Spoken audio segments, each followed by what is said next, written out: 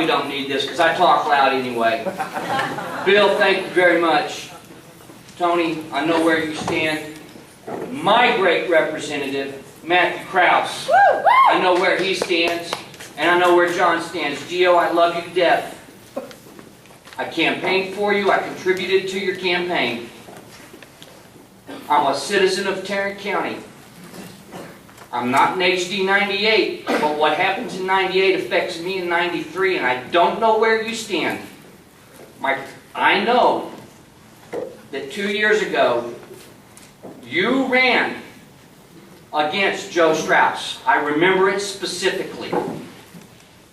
I want to know what's changed in 2 years, because you ran on pro-life, limited government, everything that everybody in this room espouses.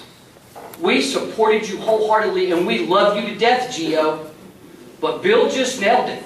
To vote for Joe Strauss is to vote against everything we hold dear. I'd like to know where you stand, and if it's not for Scott Turner, I'd like to understand why, Gio, because I love you to death. I am a grassroots activist in Tarrant County. I have credibility.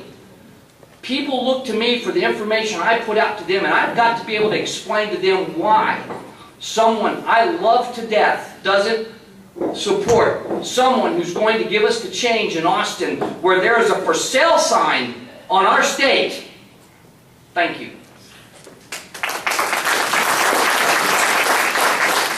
I love you too, Mike. So I'm sorry, I don't mean to be so aggravated, but this is just, Gio, this is just, it's killing me. So, and this is with absolutely all due respect to my colleagues and of course for Bill, who I always look up to as well. But the reality is there is no race for the Scott Turner versus Joe Strauss. There isn't. There's a lot of reasons why there's no race. There's no race because over 80% of the Republicans don't support Scott Turner. They don't support him for a variety of different reasons. I'm not going to speak for other members. But Scott Turner doesn't have a chance. He has only a nominal amount of people supporting him. And I'm not here also, listen, Scott's a friend, a brother, we've broken bread together. He's just not qualified to be Speaker of the House. And when I go and I look at his record, and it's a wide range of things, from when he first ran on a very moderate platform when it came to illegal immigration when he ran for Congress, to the fact that I worked with him. And I just noticed that he just doesn't have the depth when it comes to policy and analysis. This is not a race like any other race. This is someone who we're going to ask to be our leader, to go and be able to push policies, agendas. And Scott Turner, quite frankly, doesn't have that experience. And that's why, really, hardly anybody is voting for him in the Republican caucus. Now that being said, right after that vote, there's about 6,000 more bills that will be filed. There'll be things that affect everything from transportation to healthcare to education. And we're going to continue to need your help to make sure that all of those things are done in a conservative way. And we'll be able to get those things done. And so I'm ready to get to work on that. Can I? Julie, is it okay if I respond to that? Okay. Yeah, and first of all, Gio and I have talked a lot about this, and the last thing we're going to do is break our friendship or break our bond because of this. And the last thing, and I also want to say, if Gio and I don't vote the wrong way, it doesn't mean I'm a rhino or he's a rhino or he's totally abandoned the conservative cause because we messed up on this one issue. So that, I always like to tell people that. I love Gio. I happen to think he's wrong on the analysis of Scott Turner, though.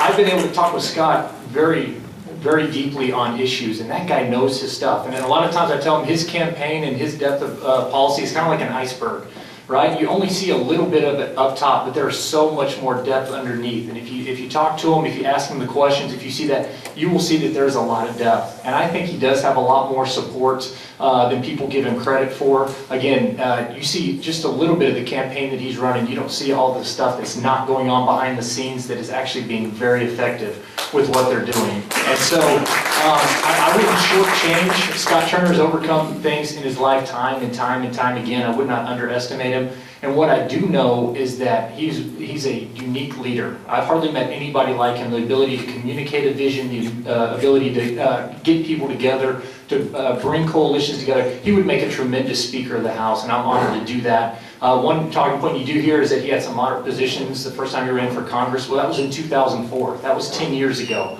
So I know he's probably thought a lot and you know, thought a lot about his policy since then. I think that's hard to do, but if you're going to use him from 10 years ago, I think you also have to use Joe Strauss from a couple of years ago when he was given 100% rating for name rights. So I'm just saying, you know, there's two sides to that coin, so I don't think you can write Scott off than that. He's one of the most impressive guys in the whole 150-member chamber, and I'm excited and honored to support him. He does have the support there. I think in the next 2 months we're going to see that, and I'm going to keep talking to Gio to try to bring him along. But again, I just want to underscore the fact that Gio and I are not going to break our relationship over this. I'm not going to criticize him. We have a different strategy. He thinks one way, I think the other way. He thinks one's more effective, I think one's more effective. One person's right, one person's named Gio. So, I mean, that's just, I'm just joking. But that's what I want to leave here. HD98 is incredibly well represented by Giovanni Capriglione. He's one of the top, I always say, top 2, 3, 4 guys in terms of smart intellect in the entire House. And he is a brilliant man. He's going to do some great things for the conservative cause, even if we don't line up on this thing. But again, I just think his analysis is wrong with Scott Turner. That guy can win, he should win, he needs to win, and he will be a great Speaker of the House for the 84th session.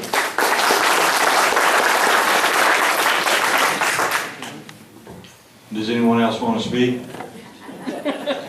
Okay. My name is Joel Downs, and I have 2 questions. Now Bill Zedler has already told us who he's going to vote for. I'd like to go down the list and have y'all tell me who you're going to vote for. That's easy. I knocked thousands of doors, and to be able to get the things done that I promised people at their doors I would vote for, I have to vote for Scott Turner. If I don't vote for Scott Turner, and he's not the Speaker of the House, almost everything that we want to get done this session will be unaccomplished things. So that's why I'm voting for Scott Turner. Thank you. And I think I just said it, but I'm voting for Scott. I can't wait. I told him if it's 148-2, I'm with him. That's how much I love and appreciate that.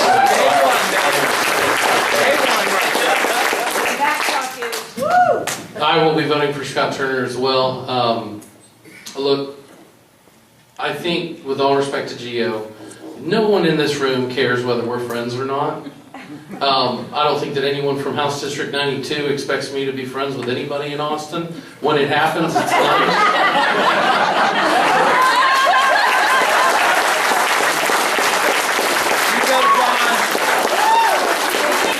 I'll be the first one to take a swipe at these guys' legs if they're wrong on an issue, and they know that.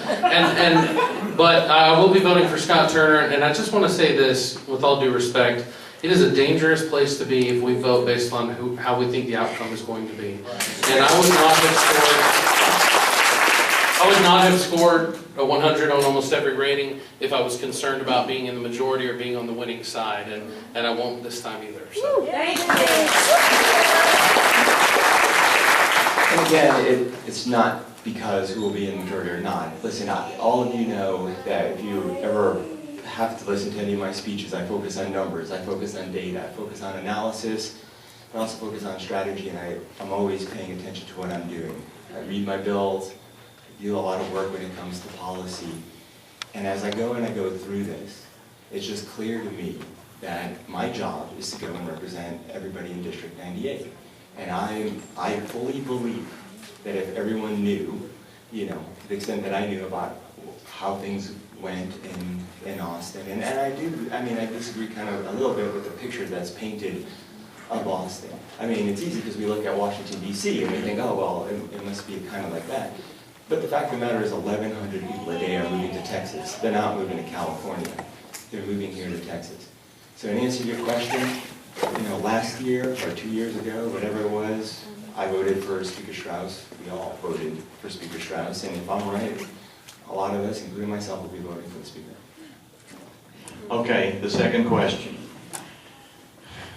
Do you think, this is for all of you, do you think that the conservative agenda is going to be advanced?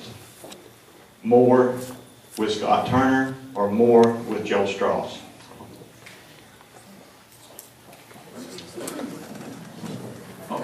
There's no question about it.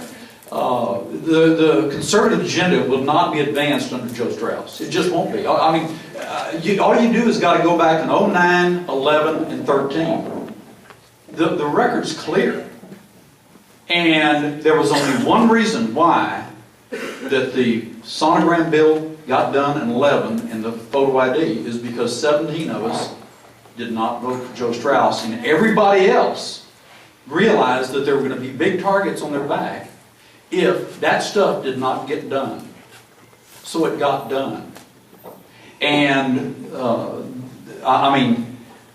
he's made, like for instance, before the session in 13, he made it be known that the pro-life stuff would not be given a priority. All through the session we were told, oh, it's coming, the stuff's coming, listen, it's coming. It's coming. You know, and that's coming, and that bill's coming. It's coming. And guess what? Not one of those things came by the time we got through with the session. And, you know, here's the thing. Listen, I don't know how long the rest of these guys intend to serve, but I can't wait till doomsday to get the conservative stuff done. And there's only one way we're going to get it done, and that is there's going to be a vote on the first day. And I'll guarantee you there's going to be a whole lot more votes than people realize. But here's the final thing. Scott Turner is one of the most godly people I've ever met. And, you know, I have seen things happen in my life that I know was providential direction. And therefore, I believe that, in other words, I've had some good friends of mine that are, you know, solid Christians who never ever bring up the deal about, can God do something here? And I believe, what's the old adage? One godly person and God makes the majority. Amen. And, listen, I don't measure up to Scott Turner's deal, but you know, there's a godly man and you know something a whole lot less. We're there, so you know, I know some of these guys are. So you know, I believe we've got to, because here's the thing. The one thing I get back from a lot of people is this. Well, we just need to wait till you know he doesn't run. Okay, now let me tell you, do you realize that when he first ran, he said he was going to run for 3 times? And then, of course, now he's decided to run again. And the other thing is this. As long as we have 55 Democrats in the House, do you think there's not going to be 21 rhinos down there? There will. So I guess what it boils down to for me, if not now, when? And Bill, don't forget what the question was. For me, data doesn't lie. You look at the data, and you know it's pretty simple. We owe the voters and we owe Texans better than what we've got right now.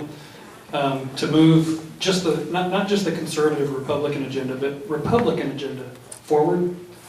The data speaks for itself, and you know I promised people when I go to Austin that I'll be decisive, and my decision is Scott Turner, hands down. Okay, yeah. I'm giving you a hard time. I think we saw on the primary night in Texas and then the national electoral night just last Tuesday that Americans are craving leadership, they're craving a bold vision, and Scott Turner is able to provide that. And so I think we just got to give that guy a chance. I think he can do so well with what he's going to do, with the chairman he puts in place, with the way he runs the House, with the way he administers it. He would just do a fantastic job. So I think the Texas people said, Texas is doing great, we can do better. I think Scott Turner, out of the people in the House, are ready to take us to that next level. Joel, your question was, and we answered the first one. The second one was, where will you get more conservative legislation through with Scott? The conservative Yeah. agenda. And Who's going to serve obviously, best? I think that's Scott. But let me say this too: that's not an excuse, okay? We don't, if Strauss wins, we don't get to pack up and go home and say this thing is over. No one can stop me from offering an amendment on the floor. Nobody can stop me from talking at the back mic. And I think as conservatives, we don't need to put everything in one basket, okay? This isn't going to come down to just one vote for us. We can't go home if it doesn't go our way, okay? We have to keep fighting. So I will say Scott Turner, but I will say regardless, everyone up here needs to be fighting tooth and nail for every inch we can get. It would be a lot easier if Joe Strauss was not an obstacle for Weatherby.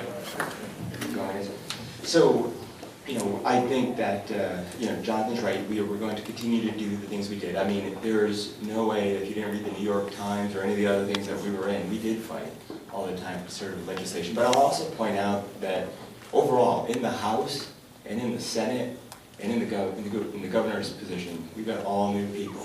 I'm absolutely proud that we were amongst the first to support Lieutenant Governor Dan Patrick, first to support Glenn Hager, first to go and support Ken Paxton. I think we have a great team statewide to be able to push things conservative. Absolutely. I'd like to leave you all with a thought. Maybe this time they're going to do it again. The Democrats are going to buffalo us again. But this time there's going to be more people vote for Scott Turner than last time. I mean, for Joe Strauss's opponent than last time. Sometimes good things have small beginnings. If I can talk about the buffalo-ing, is that okay? Yes, the Democrats sometimes were able to get things through, but I will be frank, I think a lot of times that's because the Republicans were splintered. I was part of that splinter, okay? So we have 98 Republicans coming in, okay? If we do a good job, we'll be able to get things done without needing any help from the Democrats. But it's when we're not together, when we're not during the legislative session, when we're divided, that's when I think things that we don't want to happen. One last thing. It's not what the Democrats got through, it's what we did not get through. That's all. I'm Johnny Marshall from Bedford, Texas. All my questions have been answered. What I've got, I'm madder than hell because we conservatives got thrown under the bus again. And I ain't gonna take it no more. My bride and I work real hard to keep Texas red, but we're getting screwed. Period. All you guys are getting screwed. This guy gets elected, we are getting screwed. All of our hard work for nothing. I'm sick of it. I'm gonna get my jacket, walk the hell out of here, and start on the 2016 Republican primary.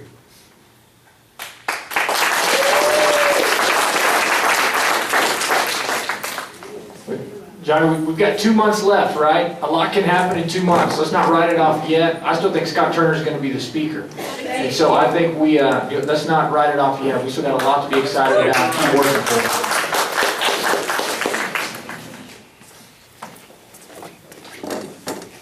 All right, I've got a two-part. The first one's for...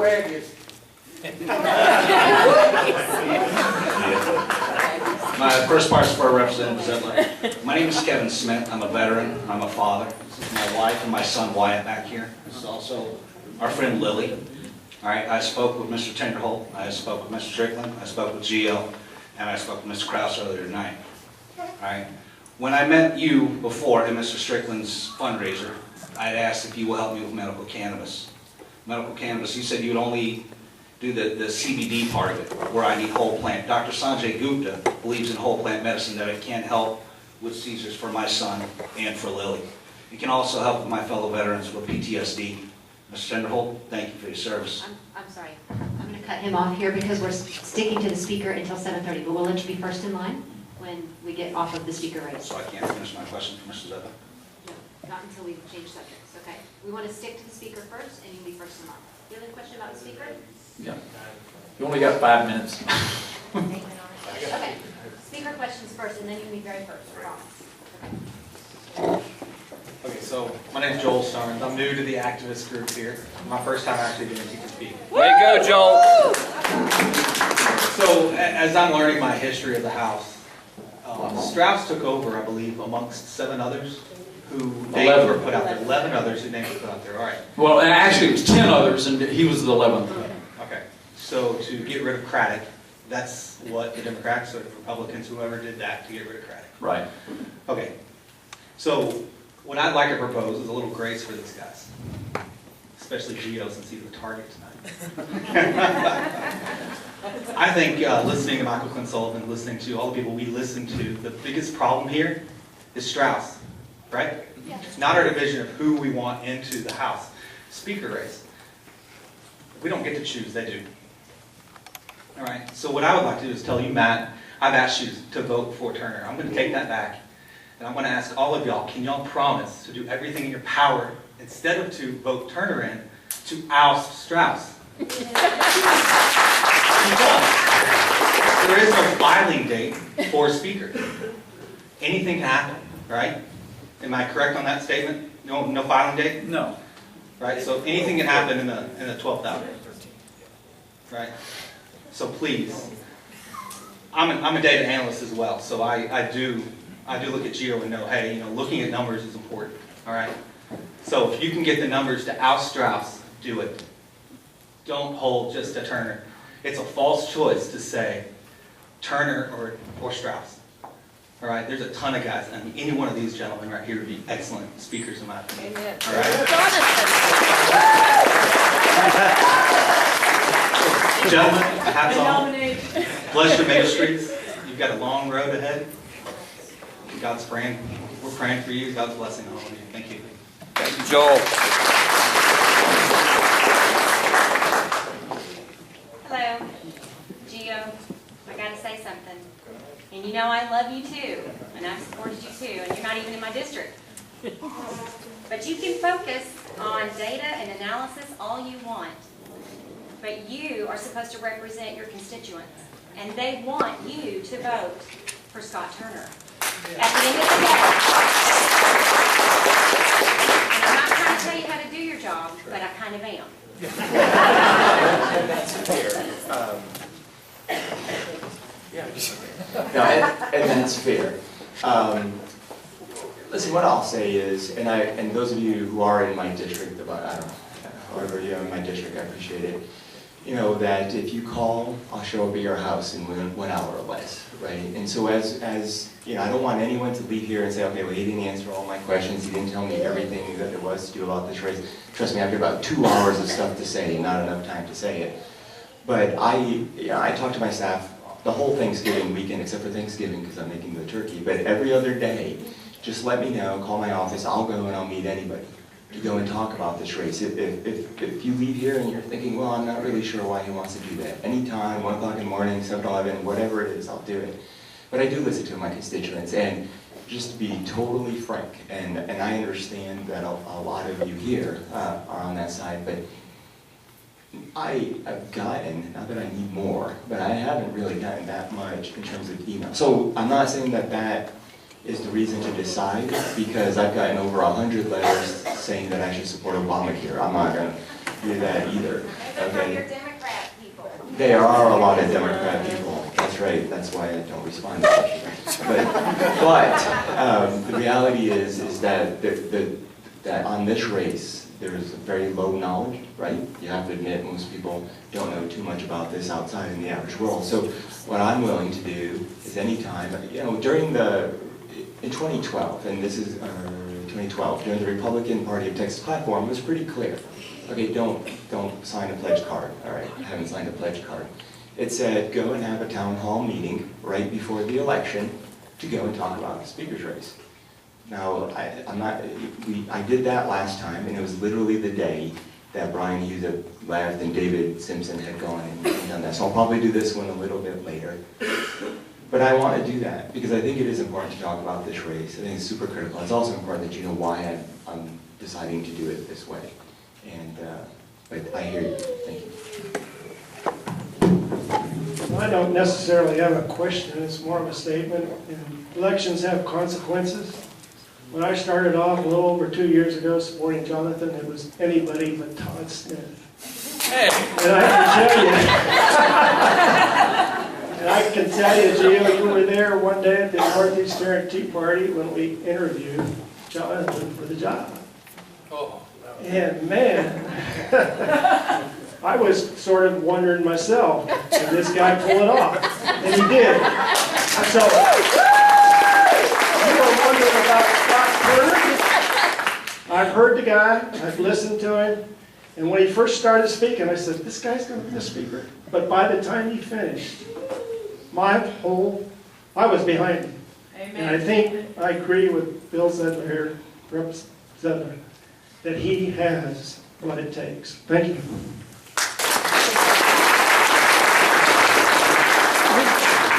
And they cut us off. No.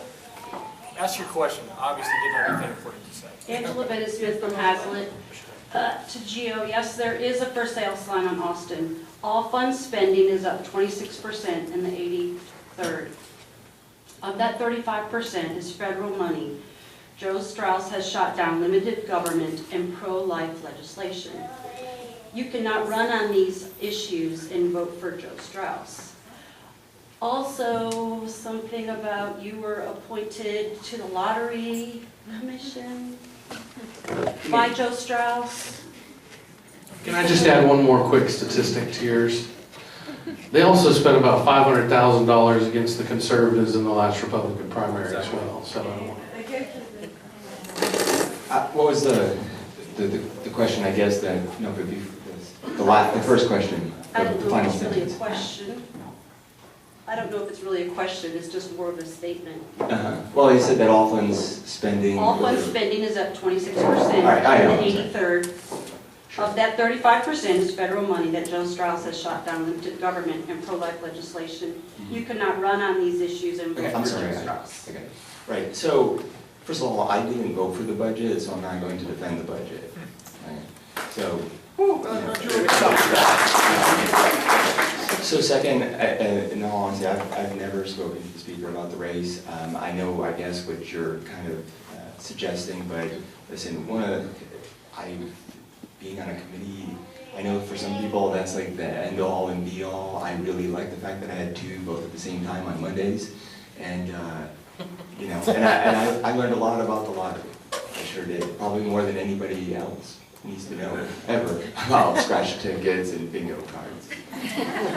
And I'll tell you, Gio's the exact guy you want on that lottery commission with his data analyzing, his data processing. He's got numbers down. So I think he's actually doing a very valuable service to the state by being on that. And I appreciate the work you've done on that. And I'll also say, I'm not anti-Joe Strauss. I'm very much pro-Scott Turner. And I think so many times we get caught up in the Joe Strauss and this and that and Al Strauss, but I think it's much more powerful and it's much more persuasive when you talk about the great things of Scott Turner. He's such a unique candidate in person to me. That's all you have to focus on. And I think the more you do that, the more you talk about that, you don't have to worry about the negatives as much as portraying the positives of Scott Turner. There's so many there. So I like to tell people, I'm not anti-Joe Strauss. I'm just pro-Scott Turner, and I can't wait for him to be speaker.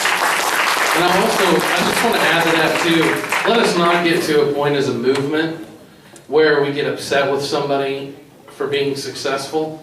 I wish that a lot more of us conservatives and high-ranking folks were on committees and stuff, so I want to be careful that, you know, if you raise a lot of money or you get on a good committee or whatever else, let's not completely demonize that. I'm not saying we are, but I just want to be careful about that too. One last thing. Oh, go ahead. No, go ahead, Bill. Well, there's so many other things that has to do with the leadership, though. Like, for instance, when under Tom Craddock, power was dispersed.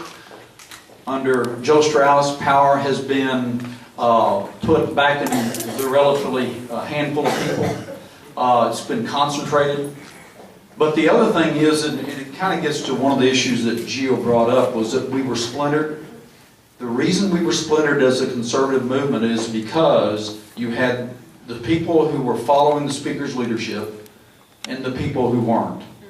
Because, and let me give you a prime example. There was a bill named Donna Dukes, that she authored, that basically the bill's premise was an employee indoctrination bill.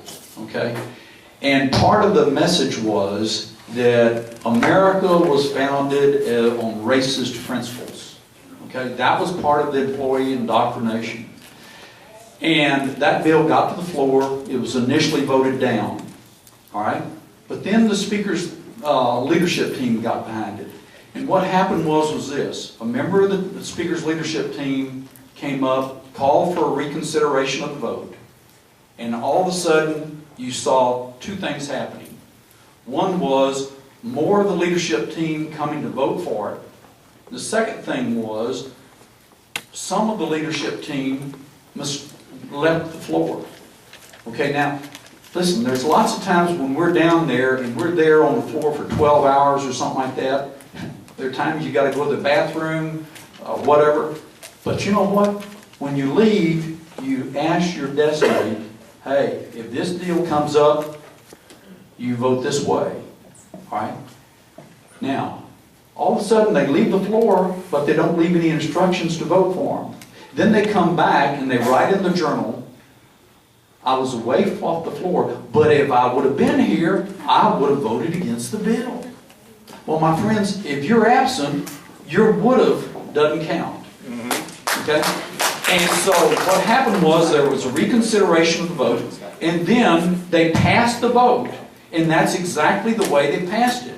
They passed it because the leadership team either voted for it or they were left the floor. Now, thank the Lord, the Senate refused to take the bill up, and the bill died. But the fact of the matter is that's what, if you're a member of the team, guess what? We have expectations. You want to stay on the team, this is what you're going to do. And the end result is you have a lot of people who stay on the team. Bathroom voting is called pulling a rat. Okay, this is what we're going to do because we've gone past on the speaker, but these two gentlemen have been waiting in line, so you're going to have 1 minute to get your question out and get it answered, okay? Come on, Joe. Okay. Gio, I'm Joe Paul, as you know, and I'm not going to profess my love for you, but I will profess a strong like. How's that? Years ago, I've lived in the district for a long time. Years ago, people said no one could beat Dickie Truitt. Luckily, that wasn't the case. That wasn't real. Numbers do have a meaning, but they're not the only thing. That being said, you said something tonight that kind of I want to really hear from you, but I don't need you coming over on Thanksgiving. Okay. You said that Scott Turner wasn't qualified, and I don't know, and I don't know if Joe Strauss is qualified. So what prism do you decide who's qualified and who's not? And why is that? Why do you come to that conclusion? Well, and what my challenge here is I do not want to say anything really negative about Scott, because again, I have spent a lot of time with him and so on. But in answer to your question, there's just stories I can tell. I mean, and I will.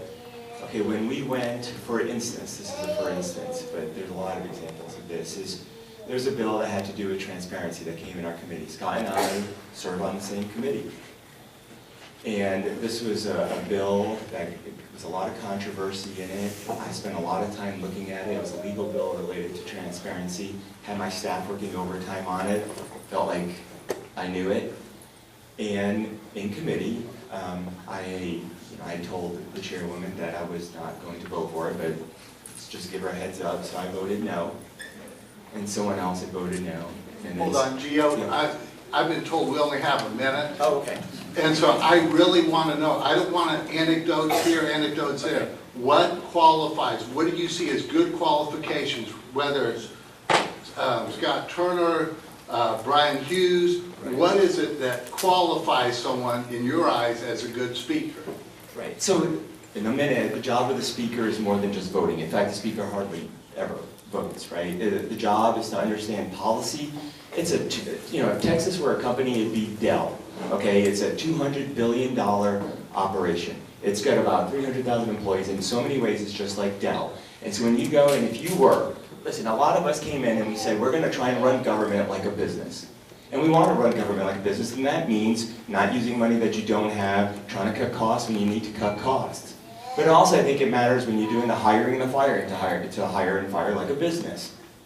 And if the two resumes of the speaker, okay, on one side, 6 years of experience, complete understanding of policy, understanding all the rules and so on, and then you were to see Scott Turner's resume, I don't think any of you, if you were in charge of that $200 billion operation, would choose someone with so little experience. One was a Democrat. That's my Okay, I think that's a thorough answer, thank you. William Nolan, I just have one quick question for Gio.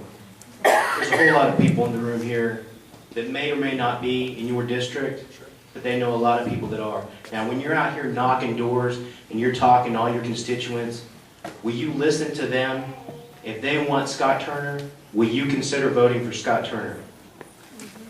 Like I said, anybody can go. Where I'm having a town hall meeting right before, and I'm always open to conversation, always. I mean, I have never, if you do live in my district, you know that I've had probably more town halls than any other member. I've gone and I've always made myself. I didn't ask for town halls. Will you consider voting for Scott Turner?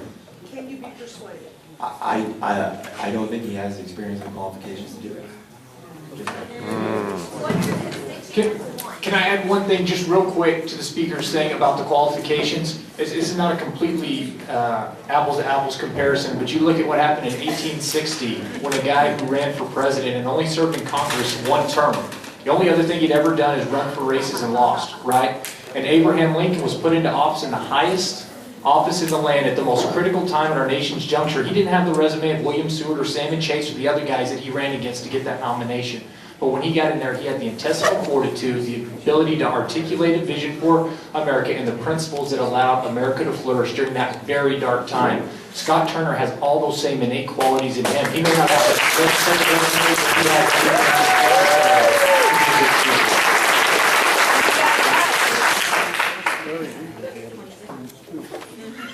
Frank Roselle, and I wasn't going to speak, but since I've known Gio since I ran for Congress in 2010, it would be very easy for Gio to say, I'm for Scott Turner. It would be very easy for him to do that. But I know Gio. He does his homework. He gives thorough analysis like he says. And yes, he'll stay open-minded. But if he thinks that that's not the best bet for his district, then he'll stay with it. I respect everything that Gio does. He's an ultra-conservative. There's no doubt in my mind. It'd be easy for him to jump up and say, I go with the group, but that's not Gio. He does his homework. Thank you.